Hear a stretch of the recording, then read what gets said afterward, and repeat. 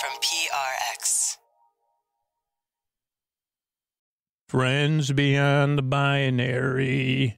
Ladies and gentlemen, boys and girls, Yodish beings, and friends of Mandalore. There's something about the term Yodish being that I just love saying. I think, like someone would say, what do you mean Yodish being? And I'd say, I'm not even actually sure what ish means. Is this a sleepy-ish podcast?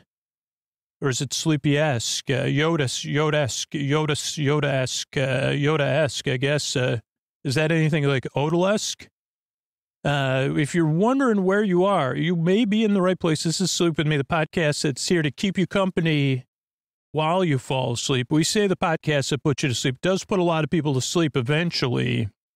But I'm really here to be your friend in the deep, dark night because you deserve a friend in the deep, dark night. Someone to keep you company, take your mind off of stuff because you deserve a good night's sleep. And you're probably frustrated if you've been trying to find stuff to put you to sleep or you've had trouble sleeping or you're going through something that's keeping you up. So I'm here to help with that by being your friend and rambling on and on and on.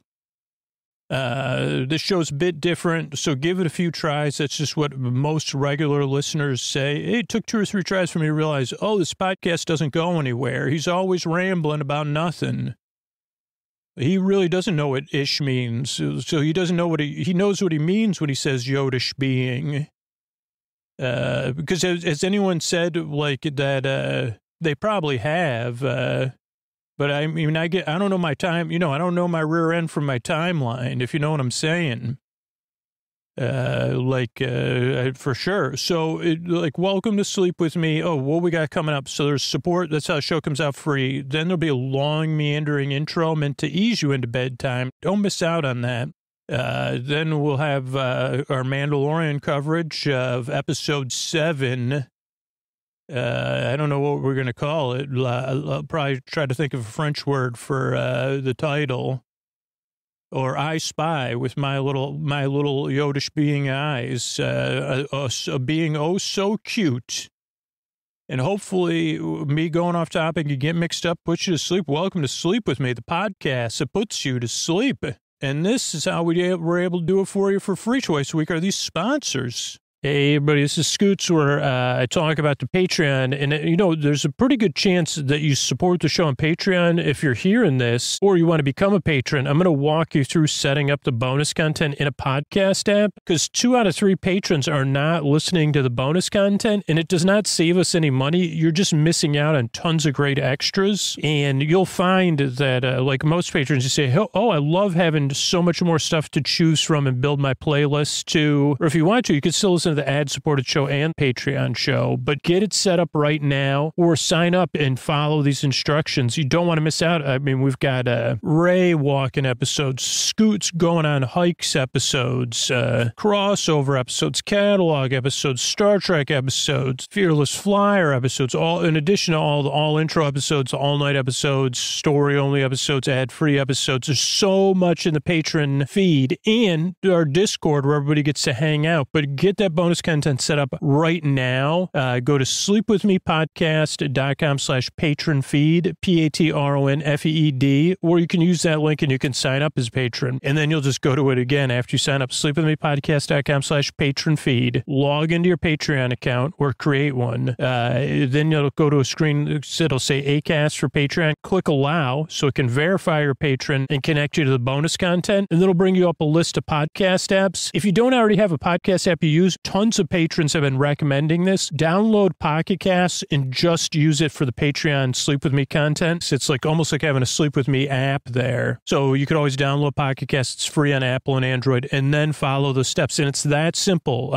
From your phone's browser, sleepwithmepodcast.com/patron feed, log into your Patreon account, click allow, and then pick your podcast app from the list or sign up and do that because you do not want to miss out on subscriber summer or throughout the year. And you help keep the show going for you and everybody else. Thanks, everybody. All right, everybody, it's time for that Deep Dark United Supporter Zone. These are the people that keep the podcast free for everybody else. And I'm always recruiting people for the Deep Dark United Supporter Zone. And I want to thank Caitlin. And Caitlin has been huge. I only heard from one person in the past 30 days, and that was Caitlin. That's not great. But thank you, Caitlin, for going to Helix, taking the Helix quiz, and getting a queen-size Helix midnight. Caitlin took that quiz at helixsleep.com/sleep. There wouldn't be an ad-supported version of Sleep With Me without people like Caitlin. I'd love to say your name on the show. Take that quiz, helixsleep.com/sleep, and let me know what you got. Thank you so much, Caitlin. You're going to be hearing this message over and over again until I hear from somebody else,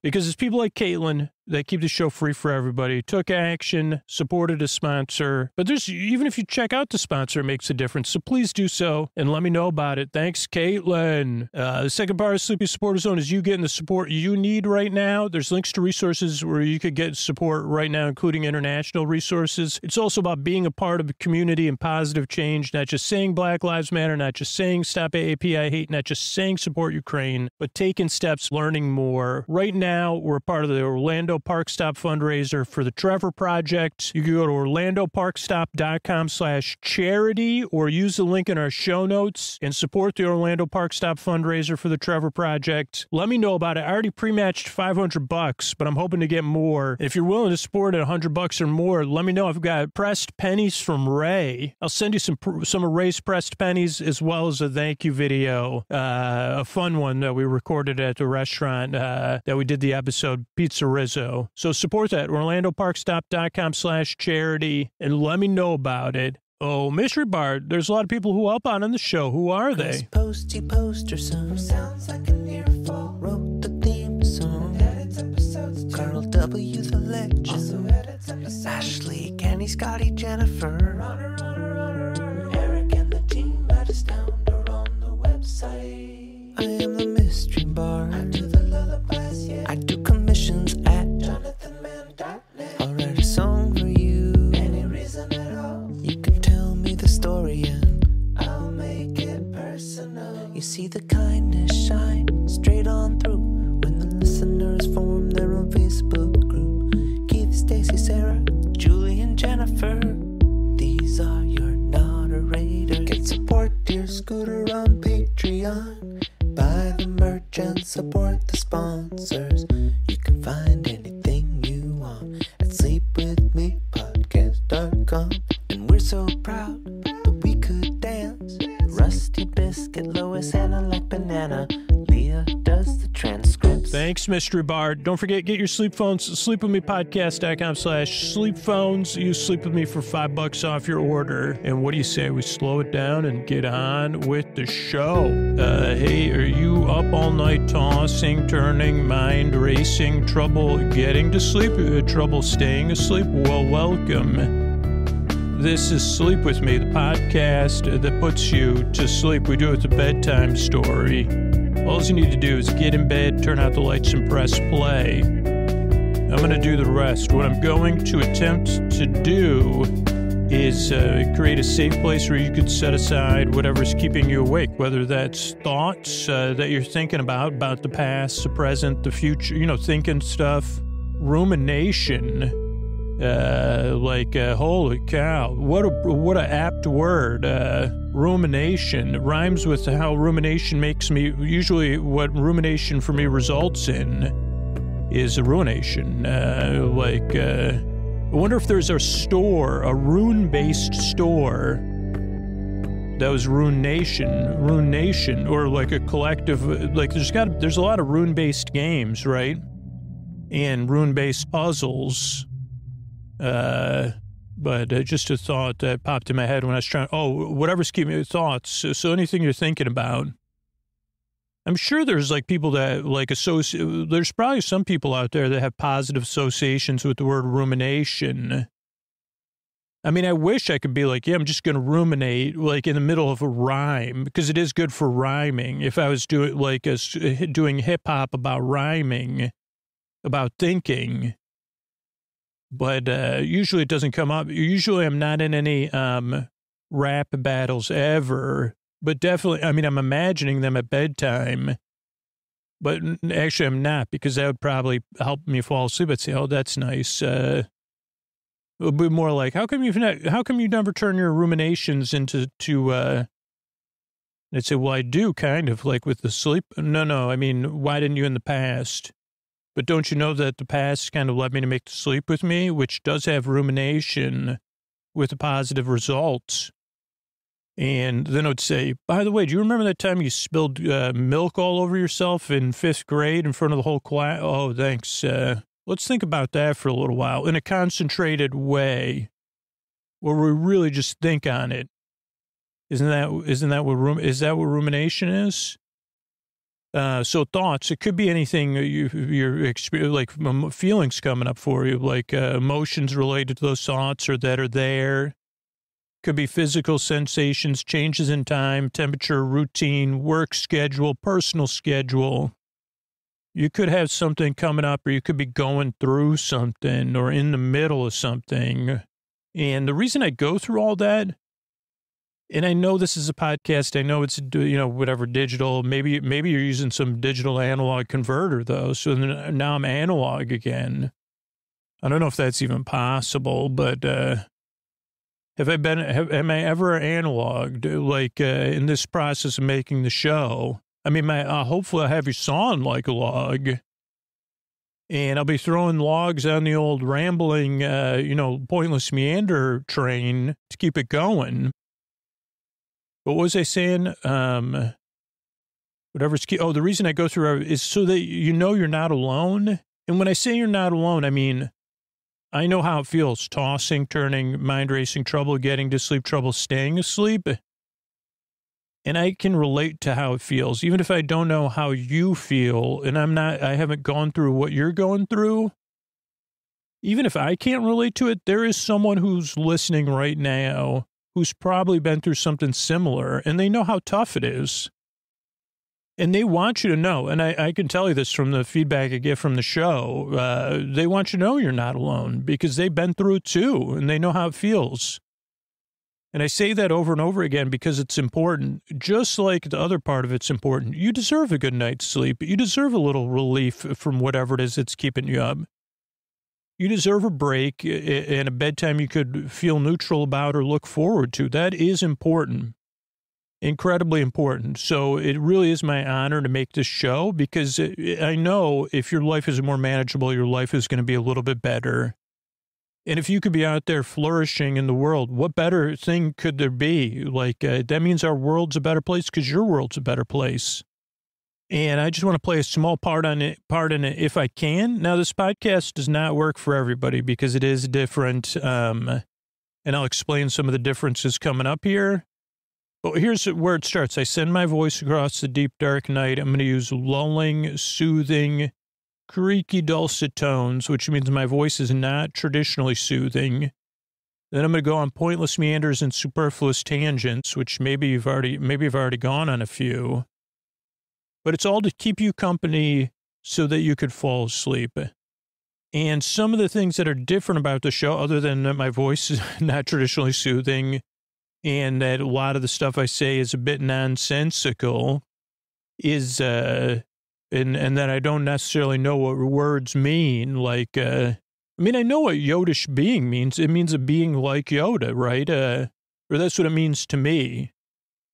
That's a Yodish being. And I would say that's also a metaphorical phrase, because you could say that, my grandmother's a Yodish being. She's, wise and, she's, she's got furry ears and, I don't know, maybe she uses those kind of phrases like Yoda. Or you could say my baby sister's like that, she's a Yodish, she's an Oso. Baby Oso's the name I call a Grogushish being.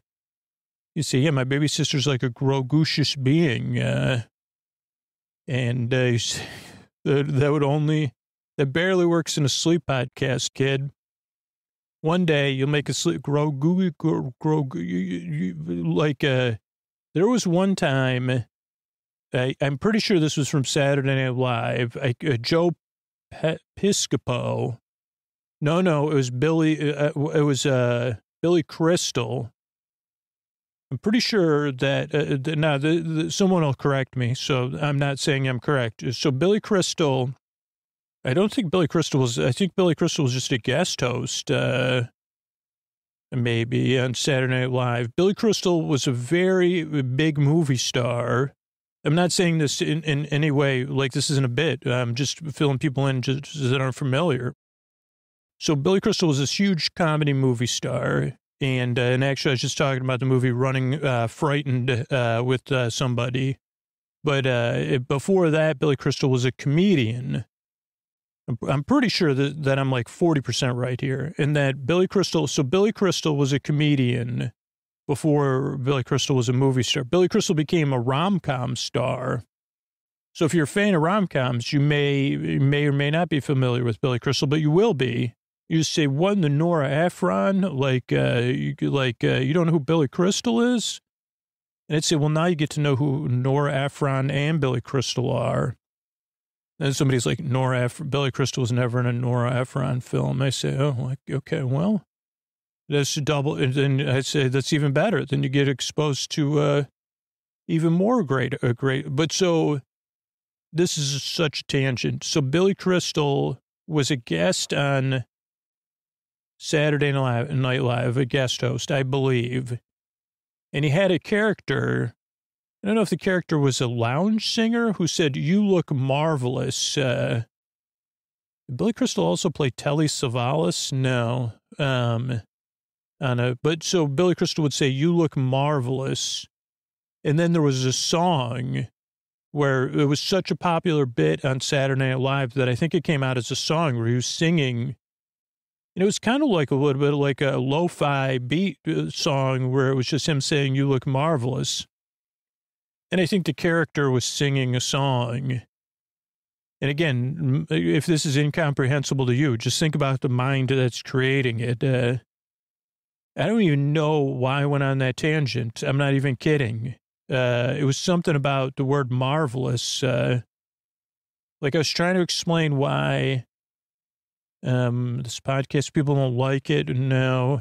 Maybe creaky dulcet tones. I don't know. Anyway, that was actually a pointless meander because I have no idea why I started it.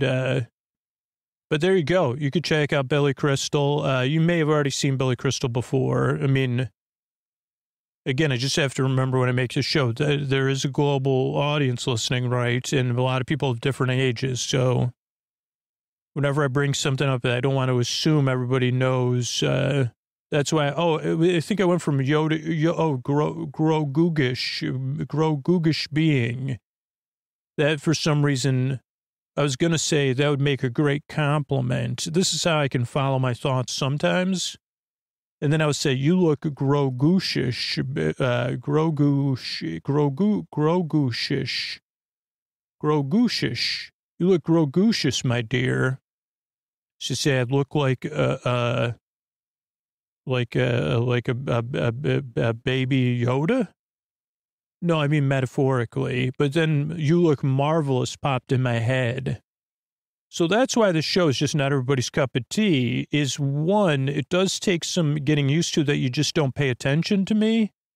You just kind of barely listen to me. I'm here to keep talking about something nonsensical, but that you could listen to if you need to. So it's a podcast you just barely listen to.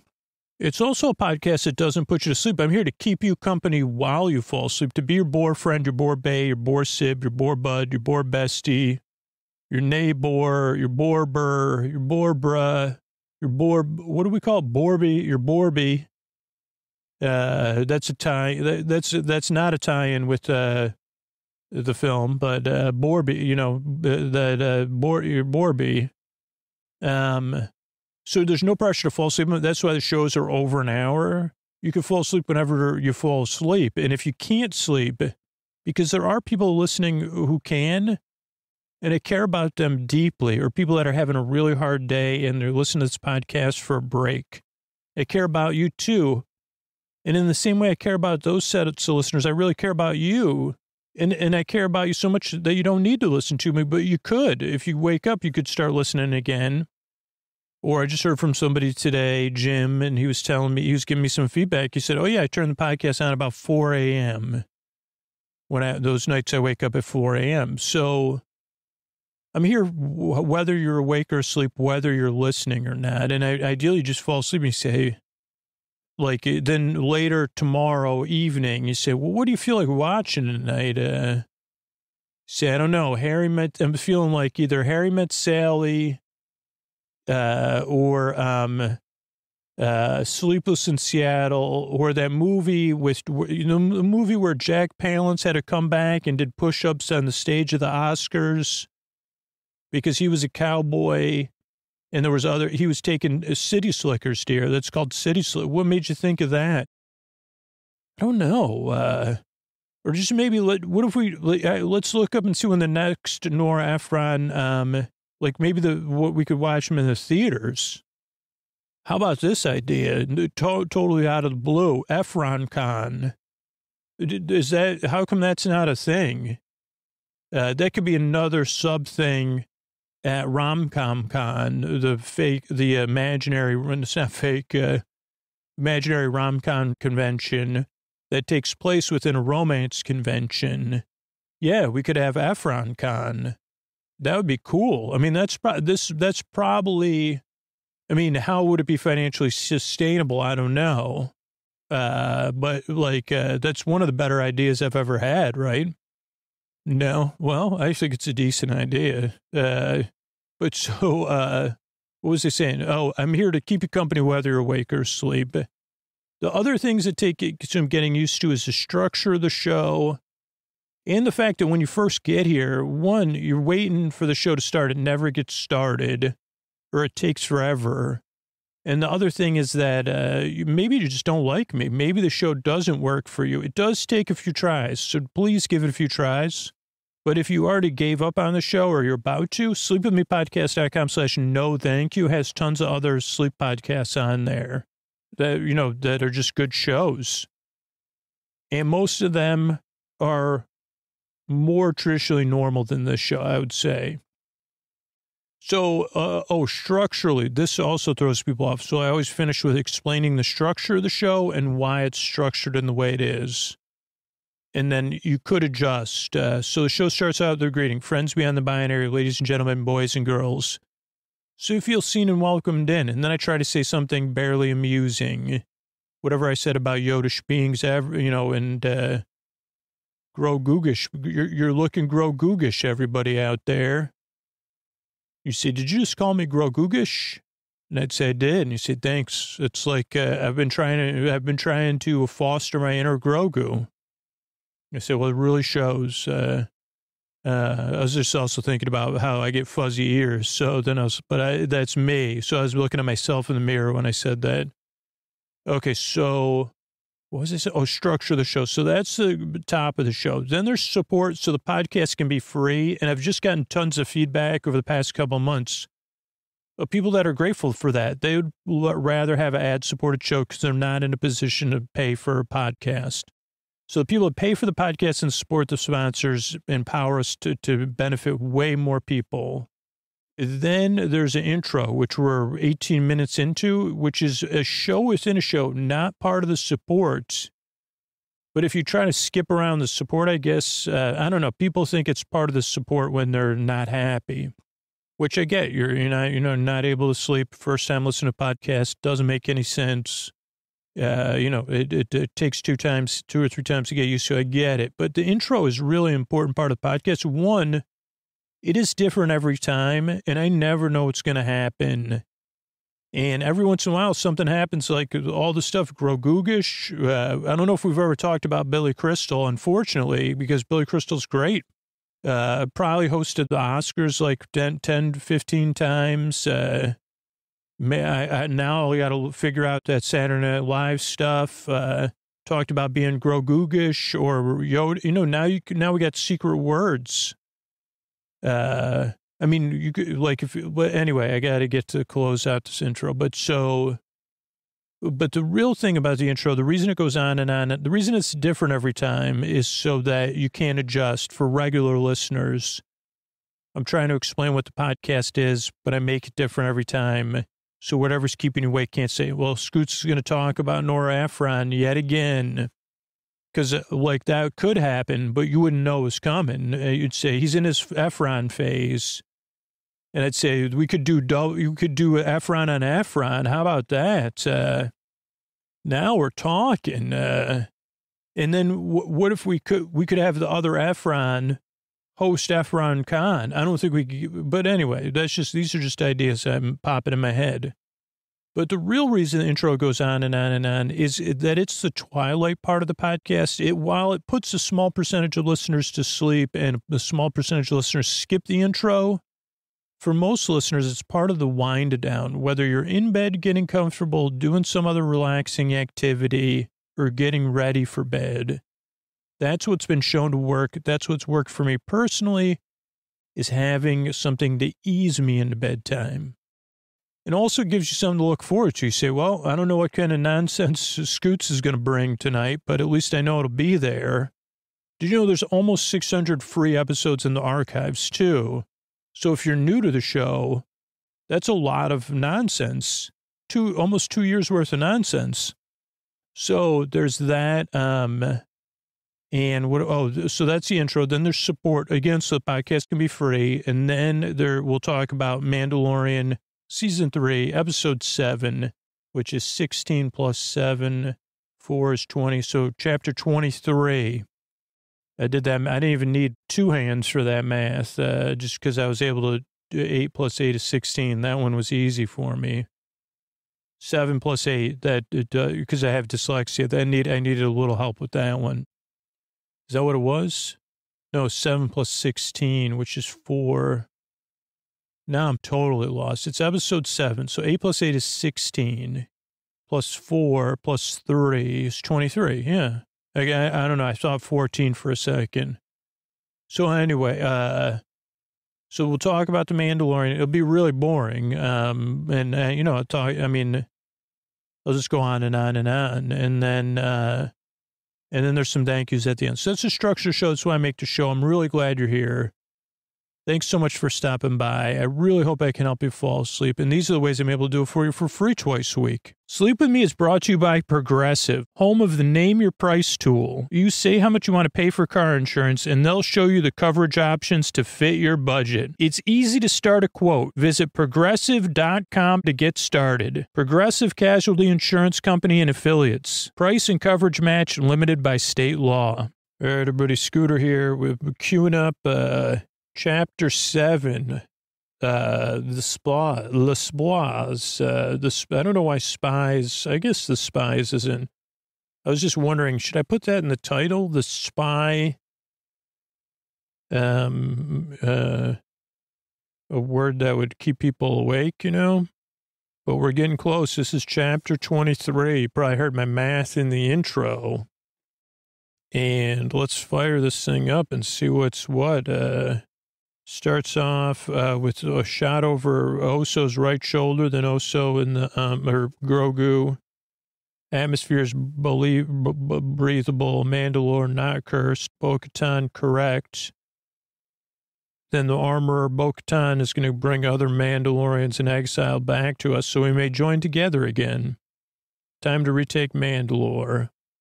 Then Axe Woves, versus Bo-Katan, win Bo-Katan, and says, please give me back my fleet, not unless you have the Darksaber. Mandalorian says, actually, Bo-Katan is the rightful holder of the Darksaber, because I lost it as part of some sort of Build-A-Bear workshop, so now I return this blade to its rightful owner.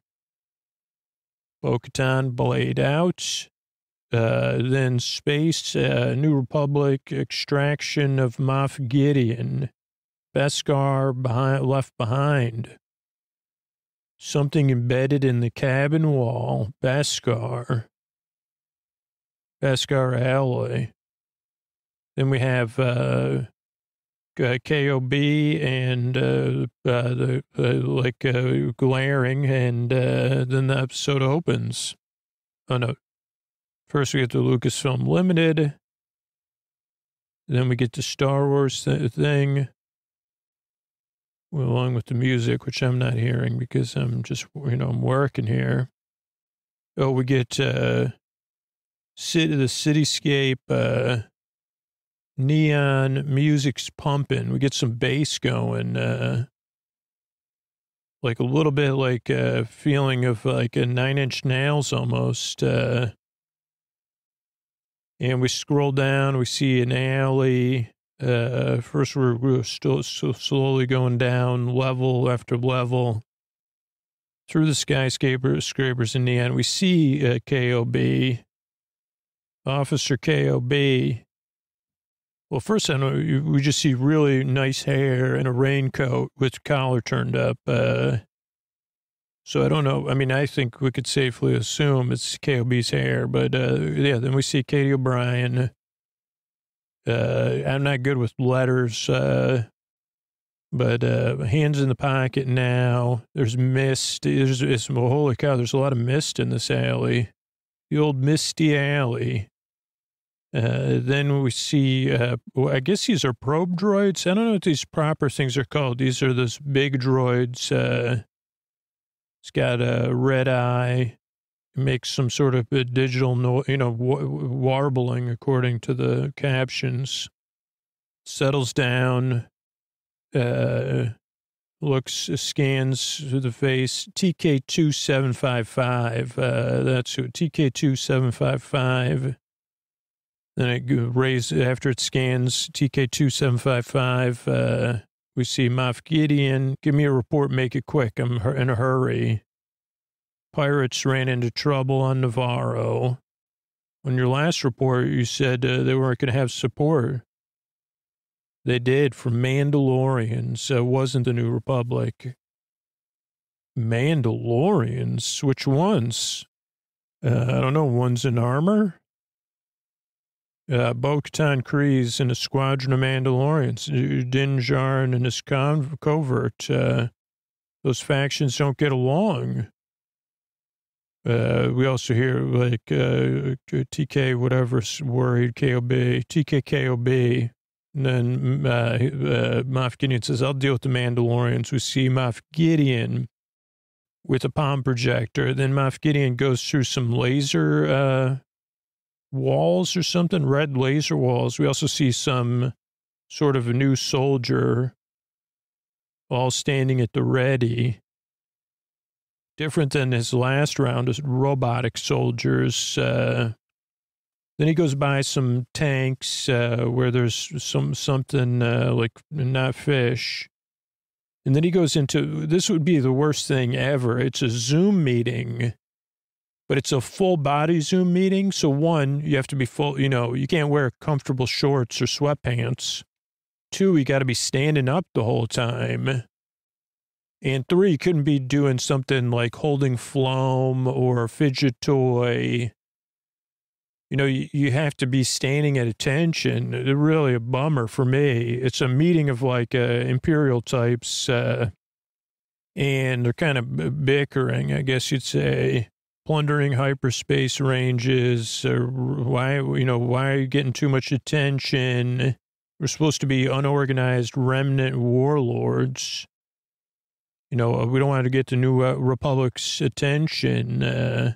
Then somebody else says, yeah, but there's people loyal to the Empire. Why don't we just tell them? They're sick of the New Republic. It's a joke. Rules, regulations. Somebody else says, yeah, they're going to rally behind us. Moff Gideon rolls in, does some nodding. Then they talk about Grand Admiral Thrawn will herald a reemergence of, like when Thrawn arrives. Commander Hux and I got another secret project going. Pelion, that's who's talking, because Moff Gideon scoffs at him. Once again, talking about Thrawn. And just like a box of sea monkeys, now living up to what's on the advertisement. Says, when's the Shadow Council, which is everybody who's meeting, when are we going to see this Thrawn? It's a secret, dude. And then Gideon says, secrets are my stock and just trade. I hear whispers among some of these people, nothing about any Thrawns. But you said it's an imminent return. I'd like to return these sea monkeys, but they say they can't return them. What about new leadership? And other people are egging them on, here, laughing. And they say, this other Hux says, well, I got a plan. And they go, what about Pershing's research? Well, that didn't work out. Dr. Pershing, New Republic, research is gone, for now at least. And they say, Gideon, I hear about you. You held Pershing and were doing stuff on Navarro. And he goes, it's none of your business, man. Don't make it you about me. What goes on in my sector is my business. Same goes for every member of the guild except for the ones I'm pointing out. He goes, but we kind of scrape and claw resources, waiting for this big plan. You and Pelion are the ones that have all the resources and equipment. Maybe you should share it. Everybody says, yeah, this is a sharing circle. We need a sharing hammer. And they say, we got your request, by the way. 3 Praetorian guards.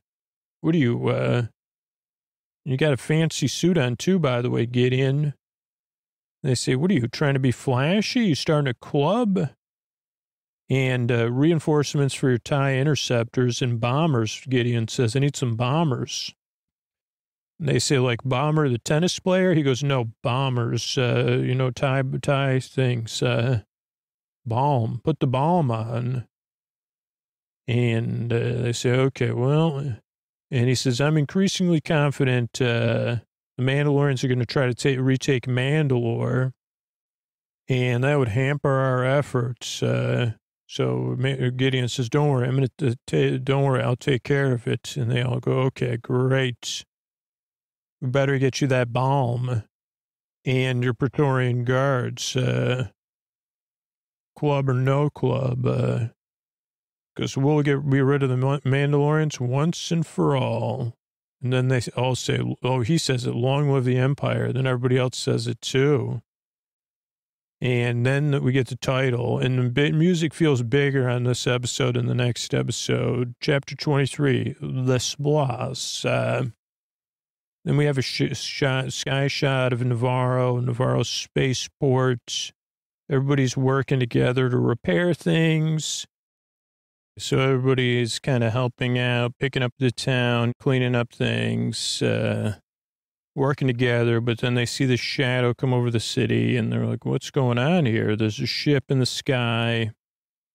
And we see a High Magistrate Karga, and a droid comes in. High Magistrate, holy cow, Imperial shuttle. He walks out his balcony, and he says, that's not a shuttle. It's a Imperial light cruiser.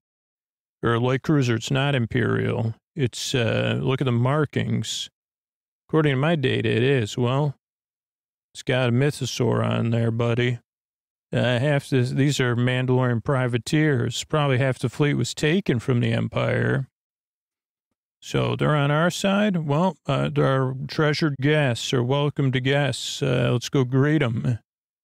So then we see a ship coming in. We even see the jets, which is cool because I didn't know these ships could land. I always thought they were just stuck in orbit. Then the armorer comes out of a tent as everything's coming in for landing. It's a slow sequence and really cool sequence. We see all the covert Mandalorians getting ready, gathering together as all these ships come into land. And then we see Oso and Bo-Katan's lap. Bo-Katan's hoping everybody's going to get along, even though they've never met. Kind of like a wedding or something. And the Mandalorian, Din Djarin, says they better get along if they know it's good for them. So also kind of like, I guess this is a bit like a wedding. It's a gathering of two separate groups that are going to be bonded together. Pat, what is it, Pat? Why can't I think of this name? This is not it's not a bit. It's just like whatever my dyslexia sometimes, like Piz, Paz, and Viz. But it's Paz says, hey, take the kids inside as, the Blue Mandalorian group with, Oso and, Din Djarin walk. They're all kind of staring at each other. Kind of all glaring, and they stand face to face, group to group. Obviously, not much. And then Wolf acts. What's his name? Takes off his helmet. So the rest of the Blues. And then finally, Bo-Katan. And there's some glaring. There's some serious glaring, of course. Like, oh, you're non-helmet people. But the armor has the share hammer. And says, welcome, fellow Mandalorians. We invite you to make camp. We'll have dinner later together. Prepare a feast. And I did not know the feast would be referring to an older episode where I was wrong. But at least it refers to the older episode.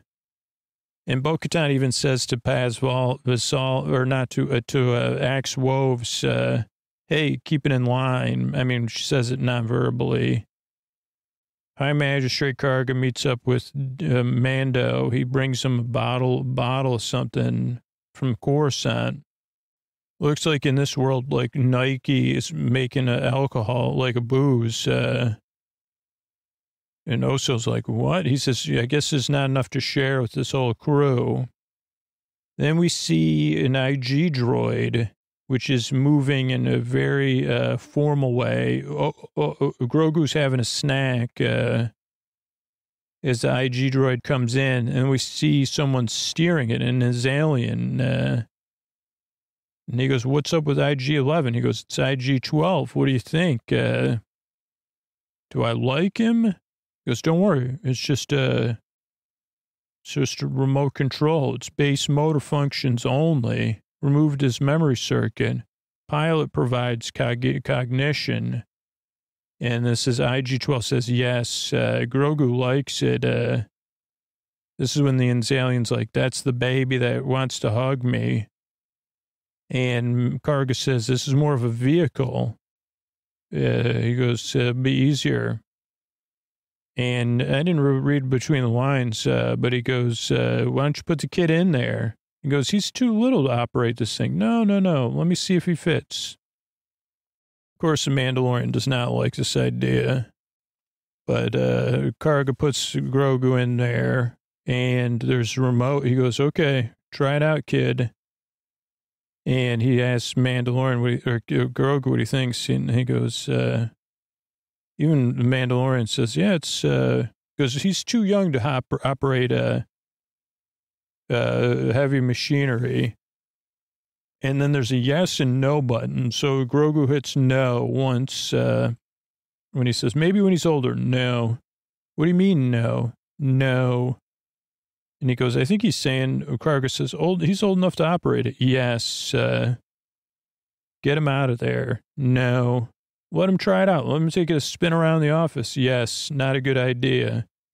And he says, come on. And then Grogu rebels and starts walking around as IG-12. Not very good at it. And then there's a humorous sequence where Grogu says yes. Well, total of 5, 10, 15, 20, 25, 27 times, I think, in this sequence. And I think the next one. Oh, no, maybe that just is when he says, yeah, I think he's old enough to operate it. Yes. Then they go through town still saying yes. There's fun music. Grogu takes some sort of fruit from a fruit stand without permission. There's one yes and two no's because Din Djarin says, you got to pay for it, man. And he accidentally juices whatever papaya. Oh, first he takes some nuts or something, then some sort of papaya or starfruit or something. And he juices it all over the salesperson. Yes, no. And the salesperson does not like that. So the Mandalorian's got to spend more money. Then we cut ahead to the feast, which we find out is our friends from our, like, just a little twist I didn't expect, which I guess I got a kick out of. But I thought they were going to train those birds to work for them. But I mean, and then we have the camp. There's whispering and snickering going on, and it's awkward. Because, it's two groups. Bo-Katan calls everybody together, says it's time to retake our home world. Planet is not cursed, but there's still trouble there. Like, dormant species, and magnetic interference. We can't scan from above. So I propose we leave Navarro, move the fleet in orbit, and send out a small recon party. Scout the surface, find a great forge, make a perimeter, work together, then bring everybody else down. And a bit of silence greets that proposal. And she says, I need volunteers from both sides. And everybody glares at one another. Nobody says anything. Just like a teacher, they say, I don't know. But of course, Mando stands up. I'll go. Grogu will too. Grogu says, you betcha. And she nods. And then her old friend says yes. Whose name I don't know. Then Axe Wolf says, I'll go. Then Paz Vasal says, I'll go. Then then everybody starts saying, I'll go. If all the brave people are going, I will. I'll go. Each side takes turns. And even the armorer says, I'll go. I will go as well.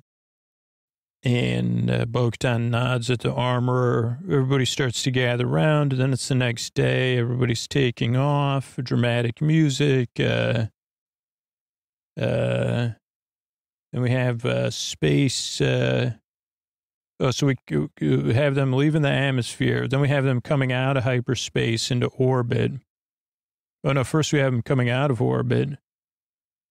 And do they go into hyperspace? Do we see that part? No. Then we have them come out of orbit and orbit around Mandalore.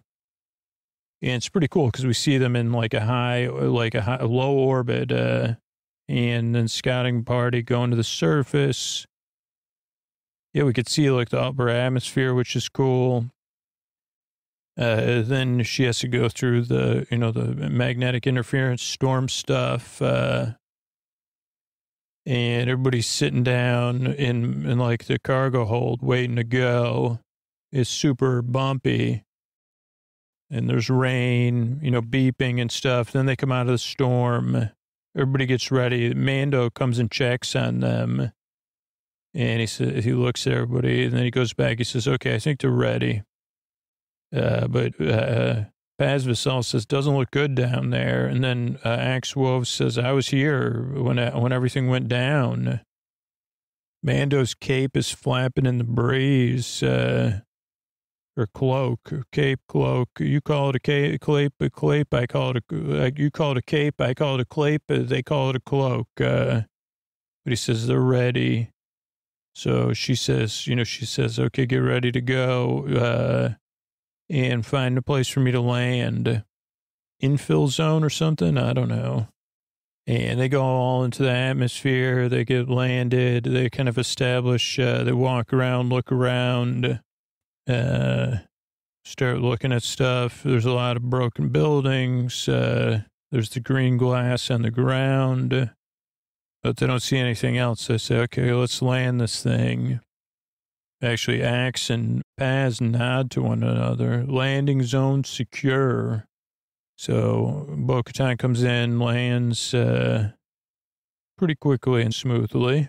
And the ship opens, and Mando comes off, then IG-12, Grogu, and Bo-Katan.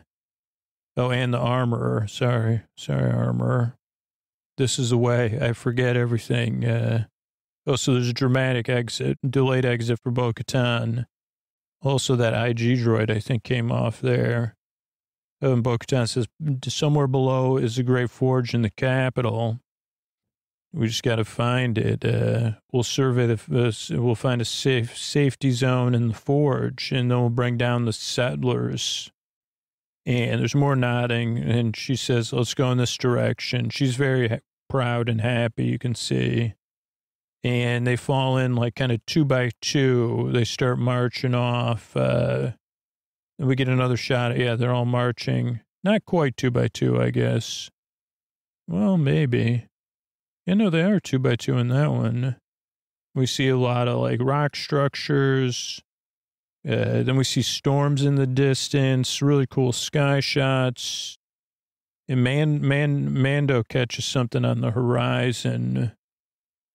He says, okay, there on the horizon, there's something. And in somewhere out there, they said, Terry Gilliam, holy Terry Gilliam. So because they get ready, because there's just something heading towards them. And I don't know why this reminds me of Terry Gilliam. It just does. It's this giant land, like a ship that sails on the ice, with those ice things. It's like a ship, what is that called? Sailing ship that's made to sail on the icy ground. And they say, do you have any food? The people on the ship, and Bo-Katan says, we do. And somebody on the ship says, is that Bo-Katan Kryze? Oh, you wear the crest of the Night Owls? Yep, I should hope so, Bo-Katan says. Narmer says, they're Mandalorians. And yeah, then they say, is that the voice of Lady Bo-Katan Kryze? And they say, what in the name of Terry Gilliam is going on there? And then 3 Mandalorians fly over, and they take their helmets off, and they say, we can't believe it's you. They actually bow to her. We knew you would not forsake us, Lady Bo-Katan. We're in your service. We've stayed in your service. And then it's nightfall. We're on the ship. Everybody's eating. They talk about what happened, with the Empire and everything they did. Again, they say it was a warning to the galaxy because we refused to surrender. And Bo-Katan looks touched, but she says, actually, that's not true. I did surrender to, and they say, you surrendered? Oh, dear, holy. And then people say, I knew it. And Bo-Katan says, don't judge me. I mean, she says that with her eyes. She goes, our forces, the night of 1,000 tears, defeat was imminent. And I met with Moff Gideon, and the ISB had reached out to me to negotiate a ceasefire in exchange for submitting to the Empire and disarming. All remaining cities were going to be left alone. And that's how Moff Gideon got the Darksaber. And everybody says, my goodness. But Bo-Katan says it was the only chance I had. I mean, I don't know what you would, and Grogu is watching. Grogu blinks once. But then he did what he wanted to do, old Moff Gideon. Didn't keep his promises. Then everyone says, Moff Gideon. And they say, what about these people? And Marmor says, we were hiding on Concordia. Were you the calculator watch team? No, that doesn't exist anymore. No more calculator watch team. Bo-Katan says, you know what? Division and squabbling has what's caused our problems. We've always been too powerful for outside enemies. And it's our own division that destroys us. And they slow zoom on Bo-Katan. Then they slow zoom on Mando. Then they do a wipe. It's a moon in the sky. Bo-Katan's staring at the moon. Mando comes up behind her and stands there. And he goes, I had no idea. We were taught that everyone had forsaken the way, that you were selfish and uncaring. And he goes, now I get it. Yeah, you were right. Bo-Katan says, I was selfish, and this is what happened. And the Mandalorian goes right up to her and says, don't worry, we're going to rebuild this. Isn't that our history? Thousands of years we've been up and down, but we've gotten through it. She turns around. She goes, I don't know if I can hold everything together.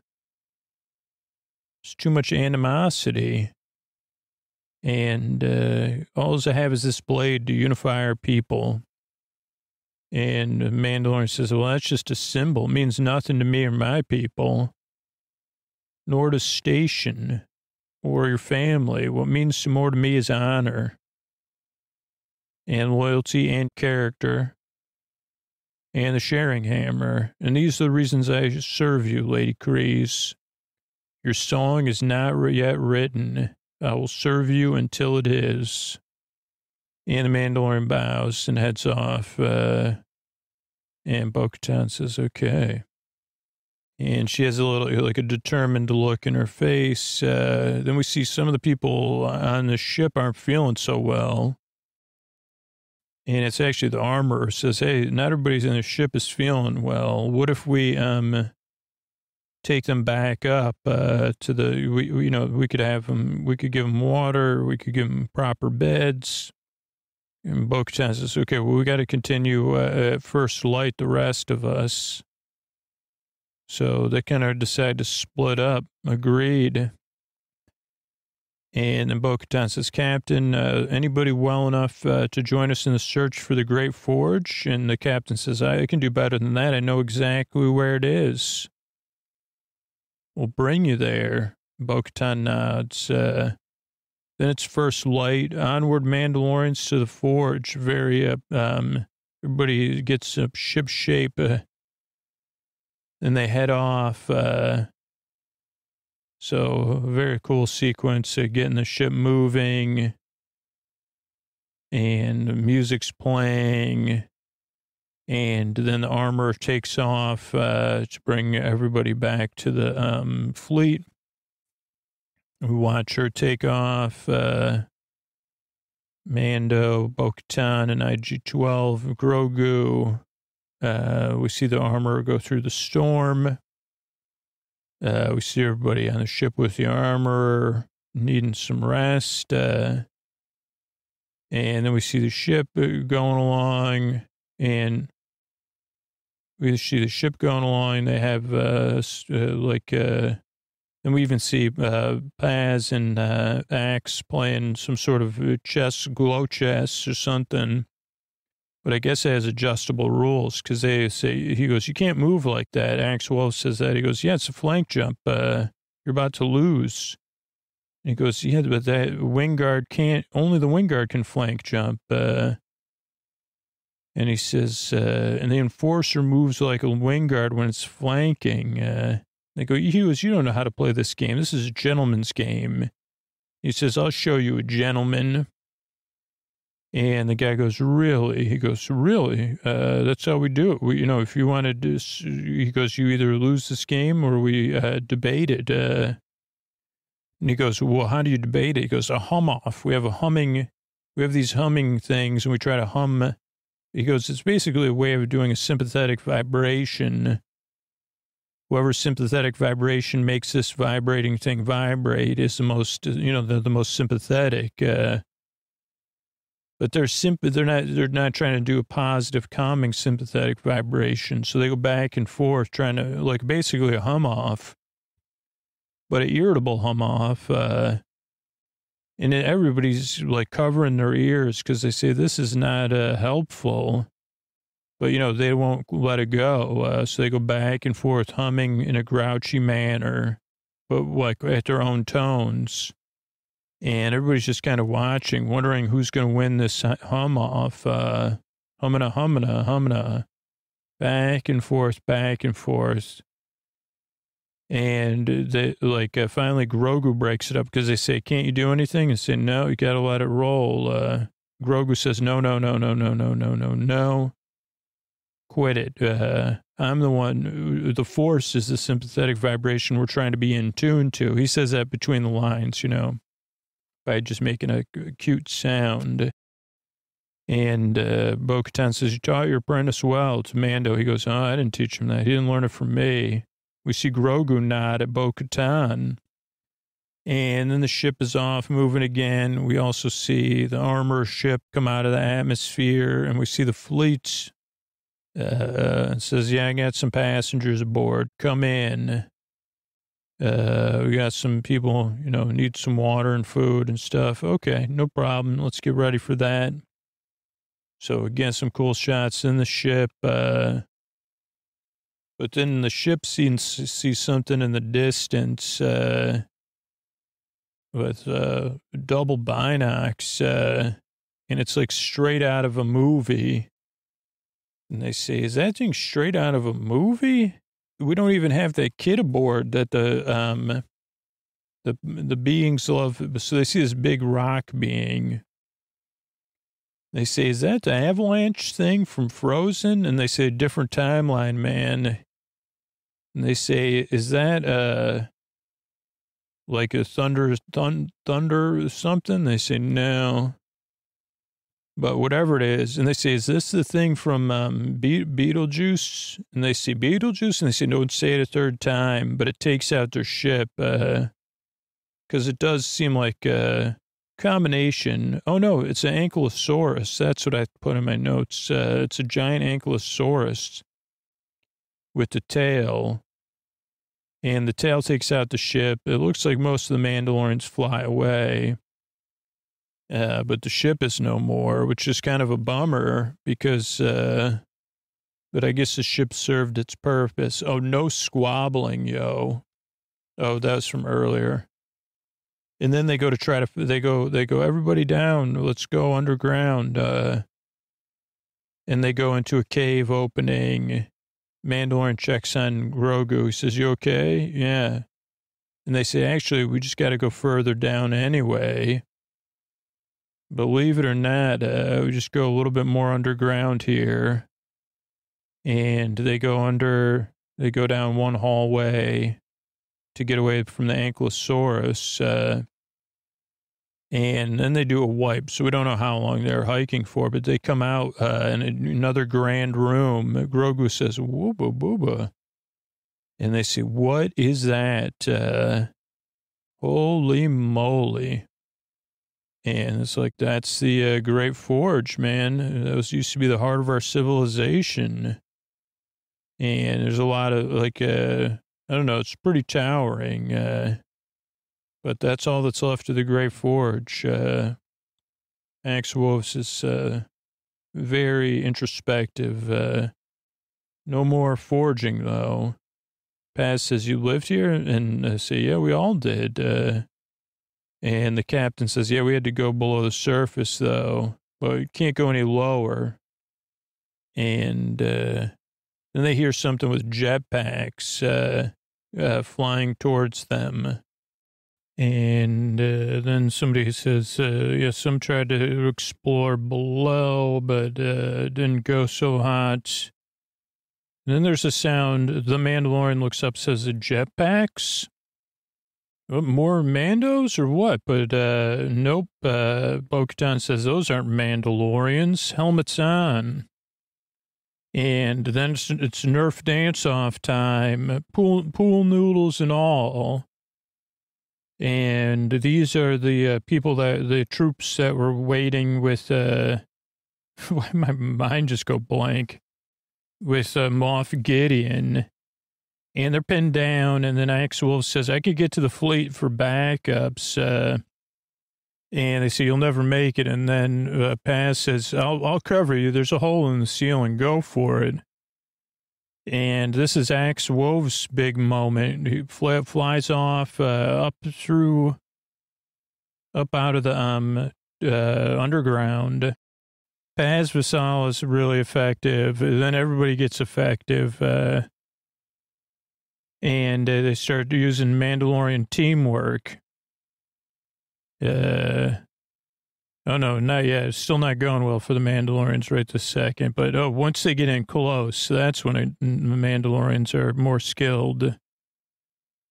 Where these I don't know who these Gideon. These are cookies from the Gideon's Bakery. So there's a lot of back and forth, throwing down, as they say. And, but you definitely see Bo-Katan, Paz Vizsla, and the Mandalorian, Din Djarin, be highly effective. Bo-Katan leads them. They're chasing all the people who are running. And the Mandalorian says, even to IG-12, you got to keep up, bud. They go through some tunnels that chase them down a hallway. And I think there's even victory music or victory style music where you say, okay, this is going to end on a high note here because they're really effectively chasing things down. And the Mandalorian, Din Djarin uses his like super Beskar to like lead the charge then. And then we end up in a base because all the Gideons take off, and they come into like an Imperial-style base built into this canyon. And Bo-Katan says, what is this place? Then the door closes behind them. Then the door closes in front of them. A bunch of the Mandalorians are stuck in a room, like an air duct, and Din Djarin and just 3 other regular Mandalorians there. Grogu's inside the airlock. So is Bo-Katan. Grogu doesn't like it. And they managed to kind of lasso Din Djarin, the Mandalorian, as far as we know now. Then who lands? But a fully suited, fully armored Moff Gideon with a helmet and everything. His helmet has a built-in crown, so you know that he considers himself a ruler. He says, I rule. Very Vader-esque, takes his helmet off with one hand, by the way. His helmet comes right off. And he says, thanks for getting everybody together, bud. This worked out great. You're talented people, but your time's passed. You've lost the stance off. But Mandalore will live on in me. Even has, like, blinking lights, goes, thanks to these rich resources, next generation, Dark Trooper suit. Forged from Beskar alloy. So Beskar's an alloy. And most impressive improvement, that I'm wearing one. You know, I'm superior. You see, every society has something to offer. Cloners, Jedi, and even the Mandalorians all come to a conclusion through me. I aggregated the best.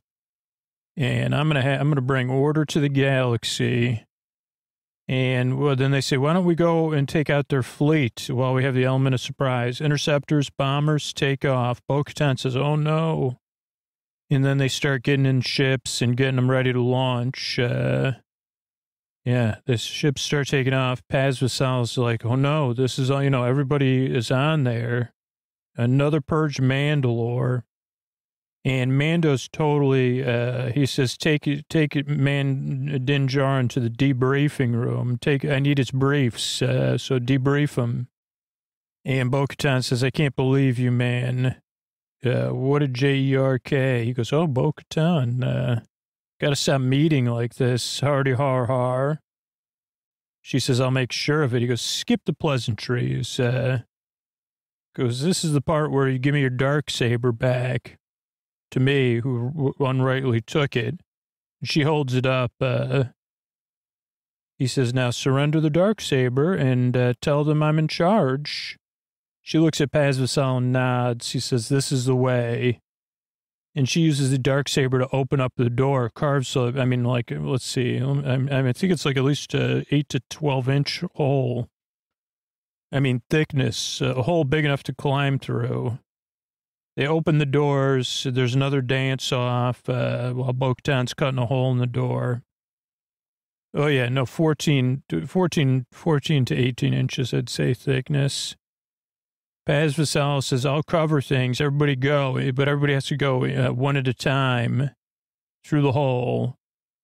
But Paz Vizsla has that, whatever you call it, a repeater or something. Even Grogu goes through the door. But there's more and more of these what are these called? Gideons. And then Bo-Katan says, why don't you fly back? We're not going to leave you behind. He goes, no, this is the way. Closes the door on her. Too many. You better go. She says, no. He says, this is the way. And he doesn't have very much of a problem. Like, he really it doesn't make it super quick work of all the dark troopers from Gideon's Bakery. Because eventually his repeater overheats from use.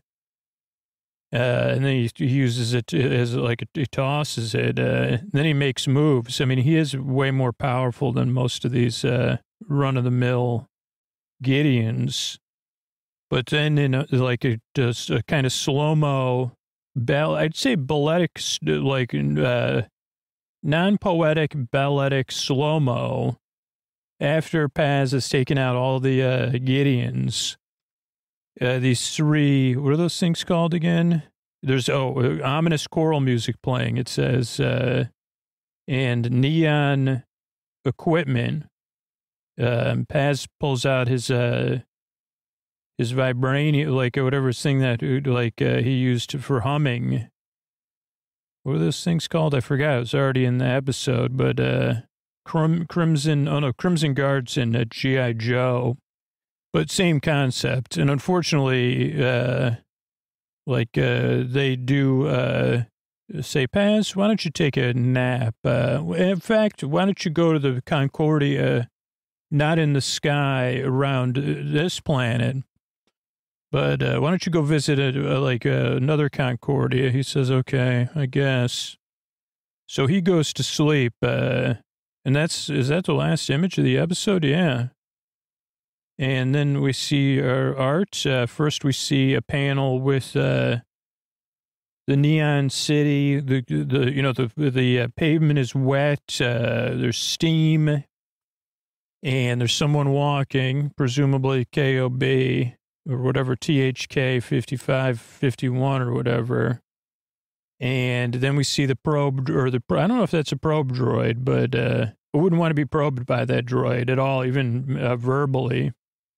Then we have a long hallway. I don't know what episode that's from, what part of the episode that's from. I forget. Then we see the fleet coming in and High Magistrate Karga watching it. Then the face-off of all the Mandalorians on both sides.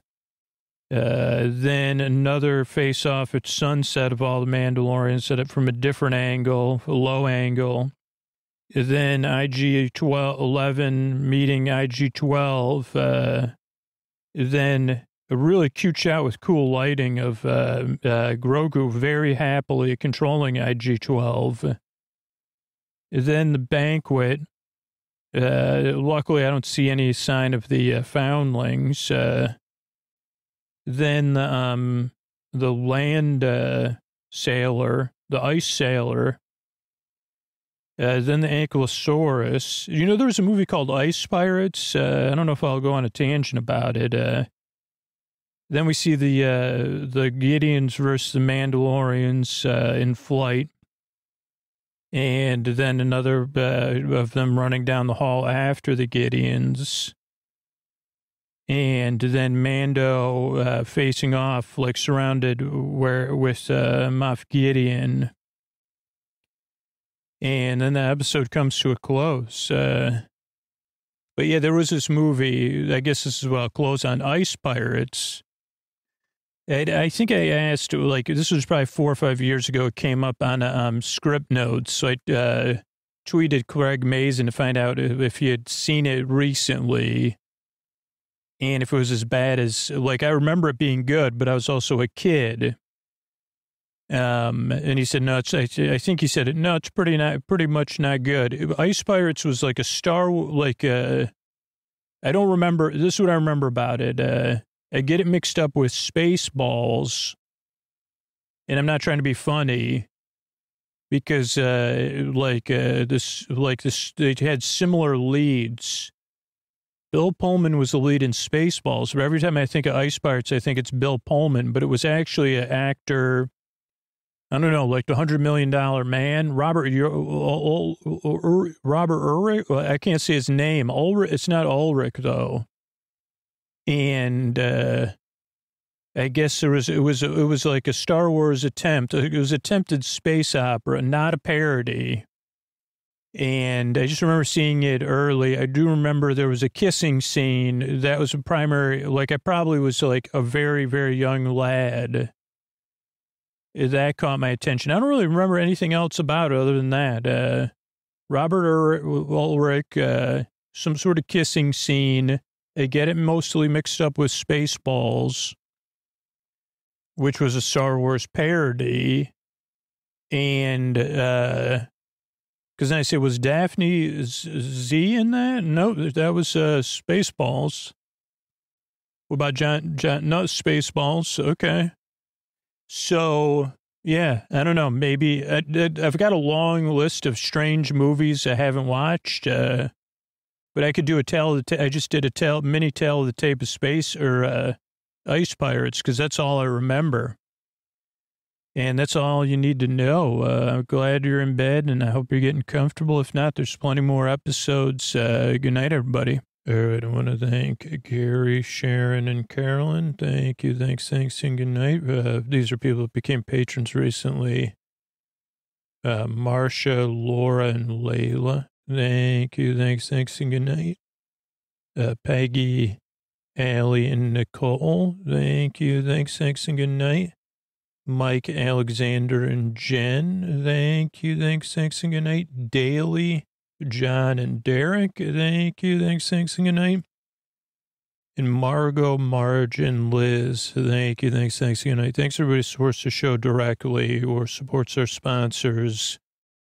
That's how we're able to be here free twice a week. And we grow as a podcast by people just spreading the word about the show. So I really appreciate that. Couldn't do it without all of you. And, yeah, that's it. We've grown our we've grown our archives to almost 600, which is our goal. And then we just got to keep the sponsors to sustain that or whatever Scoots is asking for here. Thanks, and good night, everybody. All right, everybody, this is Scoots talking you in. If you're hearing this message and you're a patron or you're not a patron, you do not want to be missing out on the subscriber summer.